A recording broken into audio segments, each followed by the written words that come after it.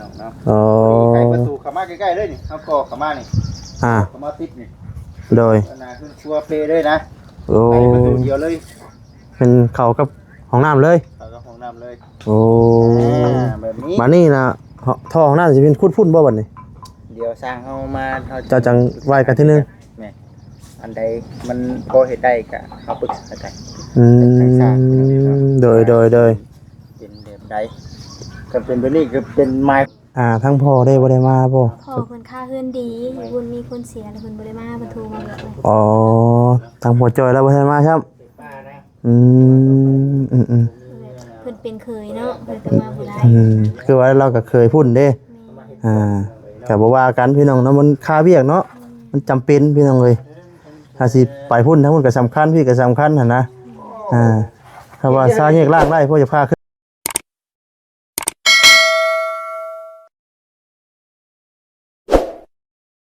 พี่น้องเนาะกับทักทายสบายดีเด้อพี่น้องเด้อเนาะสบายดีพ่อแม่พี่น้อง FC เบิดสุขุสู่คนพี่น้องเอ้ยเนาะพี่น้องเนาะตัดภาพมานี่ก็ทับเรียถ่าอุปกรณ์เนาะพี่น้องเนาะก็ทางวิธีเพิ่นสั่งอุปกรณ์ทางห้องน้ำมาพี่น้องเอ้ยเนาะ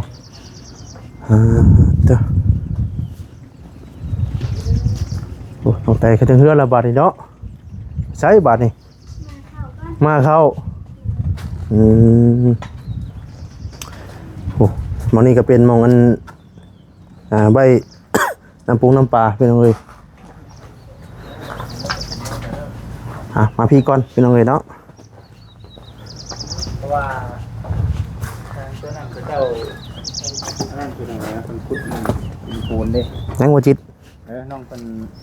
อะไรสมคุ้มโอ้สบายดีน้องเด้อเอาน้องสบายดีสบายดีเนาะคือยินเสียงรถใหญ่แม่นบ่รถไถยาวรถไถบ่โอ้รถไถฟอร์ดบ่รถไถเจ้าสิไปกบสวนอ้อยติคือบาชิมานี่สดอกว่าเพิ่นบ่ได้มาพี่แต่ว่าเนาะเดี๋ยวมันเป็นน้ำเลยน้ำนี่เด้เพิ่นในเพิ่นคุดคุมมองเพิ่นดูน้องเด้นี่เห็นบ่เอาไม้มาใส่เนาะคือว่าโอเคคือน้องเลยไม่เรื่องอยู่ตักปัญญาพอดีอยู่ในช่วงเวลา3 โมงพี่น้อง3 โมงกำลังเด็กมานี่ก็ได้ร้านอาบน้ำอาบในเห็นไหลลงมานี้ลงมานี่มันเป็นอันอยู่หันเนาะนะมานี่ในเรื่องของน้ำนี่สิเฮ็ดไทยบ่จิตในเรื่องของน้ำมีแผนการสิทางใดหม่องใดเจได้ในเรื่องของน้ำนี่สิย้ำมานี่เพราะว่านี่สิต้นนั่นน่ะเพิ่นครัวเนาะครัวเดี๋ยวเฮาสิก็แค่นี้ก็ได้โอ้ก็ให้มันคือแต่ว่าพุดอันนั้นก็ได้บัดนี้น่ะสิมาย้ำมาอยู่พี่บัดนี้แม่ๆย้ำมาขึ้นกลางดินพี่น้องเนาะไขประตูเข้ามาใกล้ๆเลยนี่เฮาก็เข้ามานี่เข้ามาติดนี่โดยขึ้นชัวเปเลยนะโอ้ไขประตูเดียวเลยเป็นเข้ากับห้องน้ำเลยเข้ากับห้องน้ำเลยโอ้แบบนี้บัดนี้น่ะท่อห้องน้ำสิเป็นคุ้นๆบ่บัดนี้เดี๋ยวสร้างเฮามาเจ้าจังไหว้กันทีนึงแม่อันใดมันพอเฮ็ดได้ก็เฮาปรึกษากันโดยเป็นแบบใดก็เป็นแบบนี้ก็เป็นหมายความว่าห้องน้ำซ้ำติดกับเพื่อนก็ดีเด้ก็ดีแม่นเพราะว่าน้องเพิ่นก็มันจังสบายเด้อยู่ในห้องที่เปิดประตูเข้ามากับห้องน้ำเลยนะห้องน้ำเลยแม่นเลยเนาะก็คือว่ามันจะเป็นแน่นี่เด้อพี่น้องเด้ออันนี้ก็ได้เอามาขึ้นไปขึ้นมาแบบเนาะก็คือว่าเฮ็ดแบบนี้ก็โอเคอยู่เด้อเปอร์เซ็นต์นะเนาะมันจังบ่ได้ไปไกลเด้อย่างนึงก็ปัดล้างถ้วยล้างบ่วงเฮ็ดอยู่กินก็มาเข้าห้องน้ำนี่เลยเปิดประตูเข้ามาจังบ่เปื้อนว่าไงก็บ่เปื้อนเนาะในกรณีที่ว่าเป็นปวดท้องนักแห้งๆบ่กล้าออกไปดึกดื่นสินะอันนี้ก็แน่เขาอยู่ในเฮือนเฮาเองนะแม่นบ่ย่านแม่นอยู่มันก็สิออกมาสไตล์นี่แหละจะมาเบิ่งเพิ่นการทั้งบ่เอ็นเนาะ โดยเพิ่นสิเฮ็ดแนวใดพี่น้องเอ้ยบางทีก็ทางน้องบอยเพิ่นก็ปรับแต่งเนาะหน้าดอกหน้าดินเนาะไว้เรียบร้อยแล้วพี่น้องเอ้ยอืม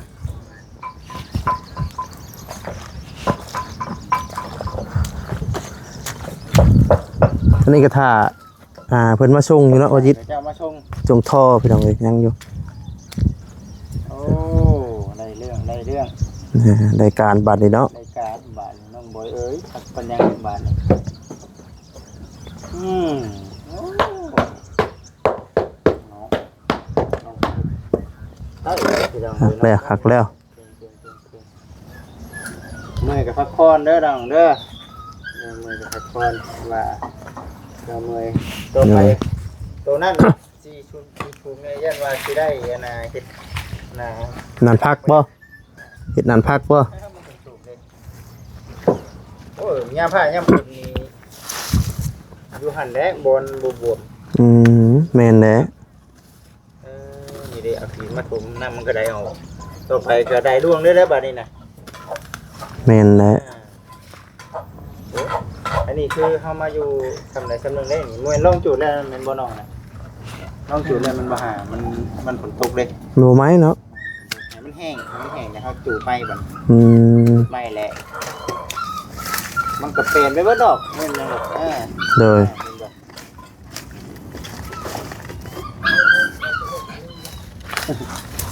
นี่ไหลเด้ ขอท่า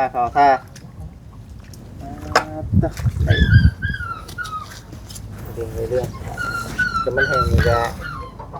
โบยูมันกับโบยูแล้วน้ำแถวนี้ แม่นนะไหลร่วงเลยได้บัด เดินเท่านั้นเป็นอายุบัด แม่นปรับเอาแล้วหม่องไหนมันบ่คักบ่แน่เนาะพวกแต่งเอาบัดเป็นเดินเฮาเลยเด้ทางผู้รับผู้ใหญ่ประกาศสดซอยสร้างให้ก็เป็นเอา มันงามเดินเท่าตัว แม่น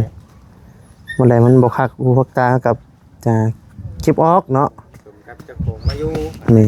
ที่บางทีก็แต่ละมันน่าจะจูดออกโกรธเขียดแต่มันขายอะไรกับไปขาย ก็เจ้าเอาบ่ปวดนี่เนาะได้เรื่องเมื่อยบาดนี้ทางบ่ตีน่าสิยมให้ พักผ่อนก่อนพักผ่อนก่อน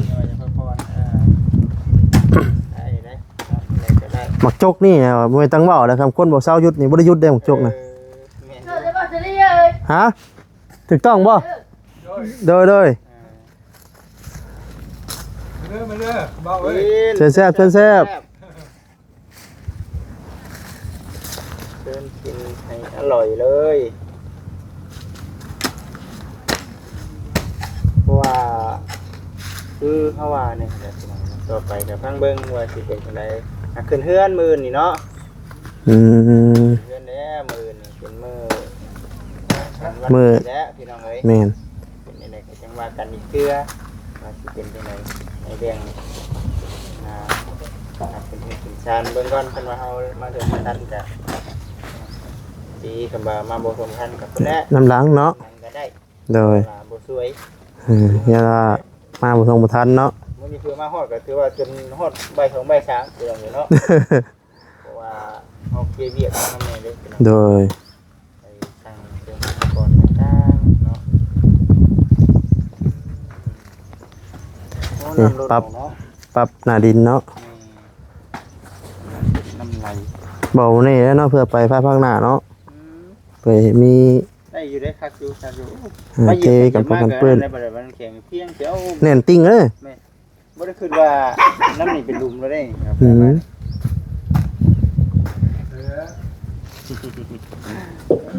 เนาะมึงต้มไปเรื่อยๆที่เป็นจังไรเรื่อง กินแล้วว่าเขาเนาะ กิน กินนั้นว่ากิน ชื่อเฟือมา ซื้อเฟอมาต้อน เฟือบ่กินเฟือนะกินเส้นเด็กเส้นพี่น้องเนาะ แม่นกินเฟอหรือว่ากระเตียวบ่ภาษาเป็นกระเตียว เดี๋ยว ก๋วยเตี๋ยวเข้าโฮมกันพี่น้องน้องแต่ยังเลยพี่น้องเนาะเบิ่งกันเลย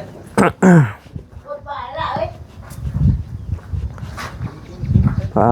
ติโต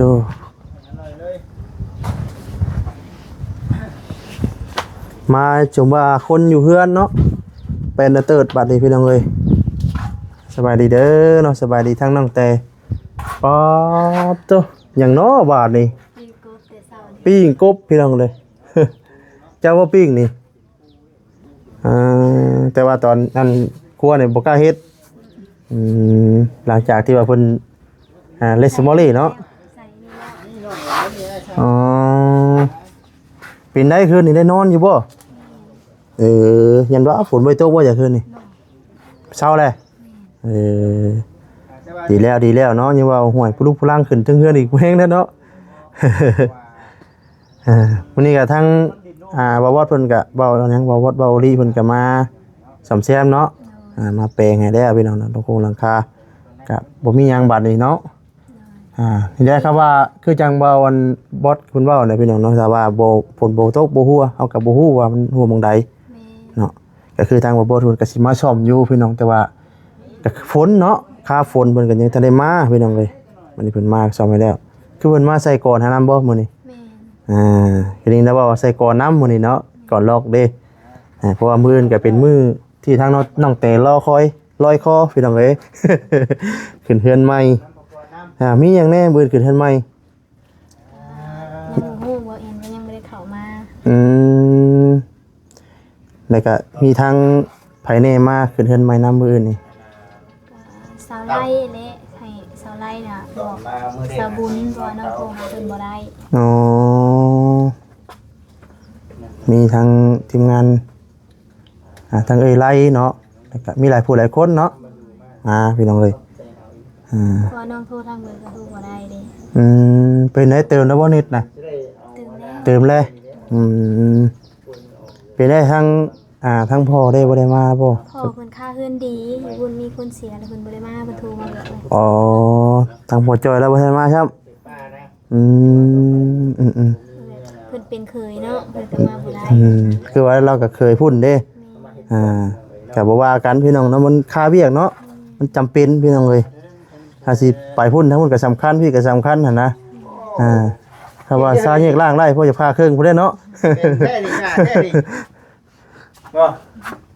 สบายแท้นี่สบายดีเนาะสบายดีจะลุยแล้ว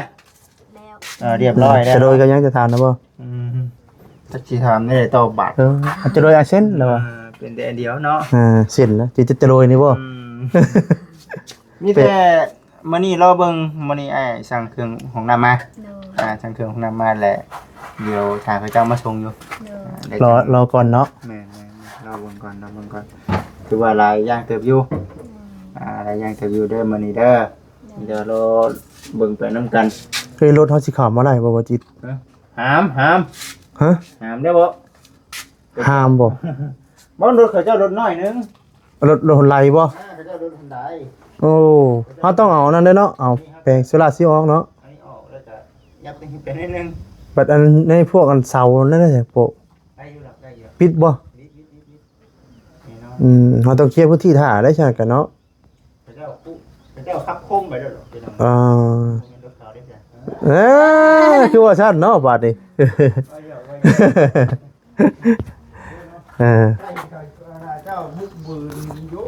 บอลมันก็ขึ้นกับสถานการณ์ด้วยกันได้บ่จิตเอ้ย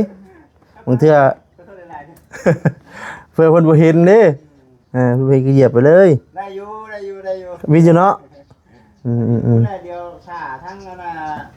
เขาเจ้ามาส่งเครื่องพี่น้องอันนี้ก็ได้ส่งมาไว้เลยมีทางบ่จิตเพิ่นสร้างอุปกรณ์มามื้อนี้แต่ว่าถ้าก่อนหาก็สร้างแล้วก็มากินข้าวหลังจากกูแหละกินกระเตียวแล้วพี่น้องกันเนาะกระเตียวเลยกับมาสั่งอุปกรณ์ในห้องน้ำให้เจ้านั่นแหละแล้วก็ถือว่ารอก่อนว่าจะพอดีเพิ่นยังเพิ่นค่าอยู่มีคนขับรถให้เพิ่นเป็นรถอันนี่ก็รถนาให้กับเจ้าว่าซั่นค่านึงว่าซั่นบ่โดนดอกว่าซั่นแต่เพิ่นก็สิมาส่งก็ช่วงประมาณช่วง 3-4 โมงพี่จังเนาะประมาณนั้นพี่น้องกันก็สิบ่โดนดอกพี่น้องกันรอจังน้อยเราเบิ่งแต่ว่าเรื่องลูกนี่เฮ็ดสิลงไว้ใส่เนาะพี่น้องเอ้ยเนาะลงไว้นี่บ่เนาะก่อไว้นี่บ่แต่ว่าจีเพิ่นว่าสิเฮ็ดห้องน้ำอยู่นี่เด้ วันนี้ห้องน้ำนี่สิเฮ็ดใกล้กับอันเฮือนครัวจะเลยบาดนี่เห็นดีน้ำอยู่บ่ เลยตามแต่เลย ตามแต่ ยันว่าทั้งน้องบัดกะค่ำเอาขึ้นมาหดย่านได้เนาะ ได้เบิดเลย ได้เบิดเนาะเขานี่แหละบ่งเฮือนครัวพี่น้องเนาะก็เห็นดีน้ำอยู่ได้ก็สิสะดวกสบายเฮาอีกแต่ก็สิติดต่อกับเฮือนครัวเลยบ่จิตว่าก็คักได้พออย่างหนึงก็มันก็บ่เปื้อนไปทางย่างก็ค่ำคืนสินะพออยู่มันต้องย่างที่ได้แม่นบ่เนาะว่าก็กับเฮือนครัวก็ไกลกันเลยพี่น้องเอ้ยเอาโหดเอามื้อนี้ก็ได้นอนเฮือนงามเด้อ อย่าลืมนะอย่าลืมฝันเด้อฝันเนาะก็คักรถเลย6ตัวรถเอาแค่กับ3ตัวก็ได้ตัดย่อเอา บ่ว่าจะซื้อดอกพี่น้องนะแต่ว่าสดีกับบ่ค่อยได้ซื้อเลขหรอกเนาะแต่ว่าก็พอได้รุ่นพี่น้องเลย ซื้อพอได้รุ่นเนาะ แม่นพอได้รุ่นน้ำเพิ่น ซื้อไปจักสิรุ่นยัง จักสิรุ่นหยังพอได้จัก1,000น้ำใดพี่น้องเอ้ยแต่ก็ว่าจะซื้อดอกบางคนก็ว่าเอ้าว่าสิดีมักซื้อเลขบ่ว่าซั่นนะพี่น้องเอ้ยแต่ก็มักอยู่พี่น้องเอ้ย อยู่บ่ เด้อกินข้าวกินน้ำเลยเนาะมีไผแน่เข้ามาหามื้อนี้ นี่กับทีมงานซุมไอ้บอสนั่นแหละ อ๋อแล้วก็ทั้งทีมงานอ้ายเนาะ โดย ทีมงานบ่แซนเฮาพี่น้องเอ้ยนี่ก็มากัน4คนคือเก่าพี่น้องเนาะ4หนุ่มเพิ่นมีตู้แล้วอยู่เฮือนอยู่บ่ เพิ่นว่าไปโดนนี่ก้อนเพิ่นล่ะเพิ่นไปก็ไปเอาไม้อยู่บ่ ไปเอาไม้ ไม้มาดังไผ่ไปเอาจังเปลือกไม้หั่นนะ เปลือกไม้โอ้พอสิถามเราพี่น้องเพิ่นคือมังหัวมันหยังแล้วเพิ่นสิเฮ็ดเฮือนน่ะบ่ เฮ็ดเฮือน โอ้มื้ออื่นบ่ เพิ่นก็พางเมืองพลก่อนแม่น อืมทางมื้ออื่นกับมื้อฮื้อเนาะเพราะว่าอิงตามฝนฟ้าฝนแน่อิงตามสร้างแน่พี่น้องเอ้ยเนาะเอารอติดตามนํกันพี่น้องเนาะฝนแน่ทางเฮ้ยลงแต่พี่น้องก็สิมี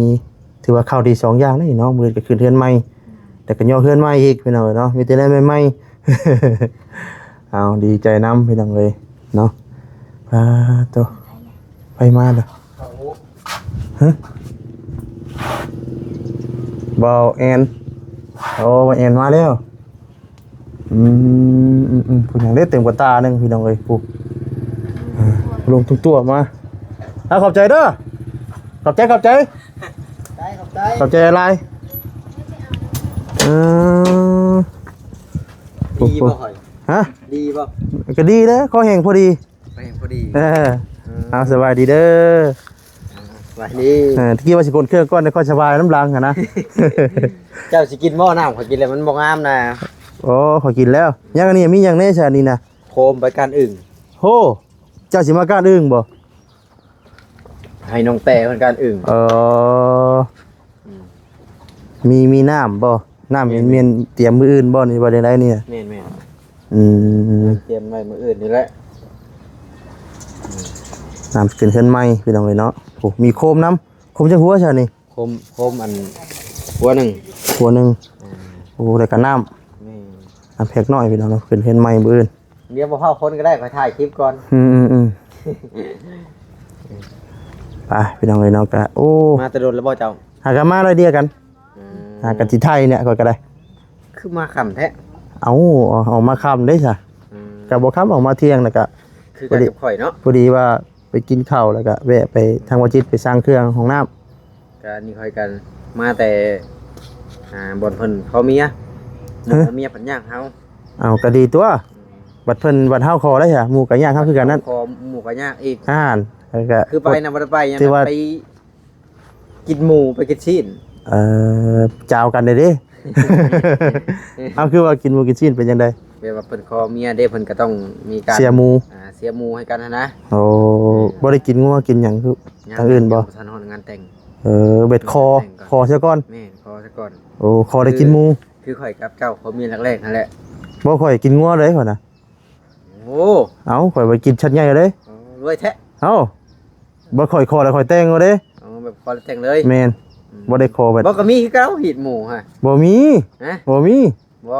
อันหมูครอบอันนี้ต้องมีคือเก่านะ มีแต่หมูจะเพิ่นขามาแล้วนะจริงๆหน่อยลำโลลำไรนะ แบบเอาตัวนั้นแทนเอา แม่นบ่ได้แบบไม่อะนะ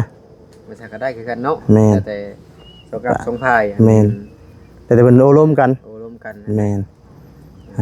เอาเนาะแต่ทั้งหมดเองเพิ่นถ่ายคลิปพี่น้องเอ้ย โดย เพิ่นมาแล้วโอ้เฮียบ่ทันว่าจะดีได้วิวเตะโคบเลยเนาะ เอามาค่ำแน่มื้อนี้ เพราะว่าอยู่บ้านบ่ได้หาก็มาแต่บ้าน เออ ก็สิมาค่ำนะ โดยเอาเนาะ อันนั้นให้เพิ่นนี่แหละ มื้ออื่นคำข่อยมาบ่ทันก็มาหลังเด้อมื้ออื่นเด้อ อันนี้บ่เอ็นก็ยังบ่ฮู้ว่าจะขึ้นจักโมงได้ เอา ต้องถามเจ้าของบ้านเพิ่น เลิกงานยามดีก็มา8 9 โมงนี่เด้อ ก็ประมาณนั้นแหละ เลิกงานยามดี ป เนาะ ระมาณนั้นแหละ ครับว่าบ่ทันก็น้ำหลัง แม่น คือน้ำหลังนะข่อยตีปีกน้ำหลังตับไม่ได้ข่อยน่ะ ทำไก่เนาะ จำใกล้อยู่เลย เอาเว้าอย่างกันยืนยาวๆเนาะว่าแอนเนาะเอาสบายดีเด้อนำลาไปก่อนบัดนี้เนาะ โอ้ย ทีมเองเบิดทุกคนพี่น้องเอ้ยเนาะนำลาไปก่อนบัดนี้เนาะให้ทั้งเอ็นเพิ่นสัมภาษณ์ทั้งน้องเตเพิ่นก่อนเนาะมอบงานไปก่อนพี่น้องเอ้ยเด้อพี่น้องเนาะสบายดีเด้อพี่น้องเด้อเนาะฝากกดไลค์กดแชร์กดติดตามเนาะเป็นกำลังใจให้แน่เนาะคำใจทางวัสดีเนาะป้าบุญมนต์ทูเนาะขอโทษขออภัยนำเนาะนำลาไปก่อนแล้วเนาะสบายดีพี่น้องสบายดี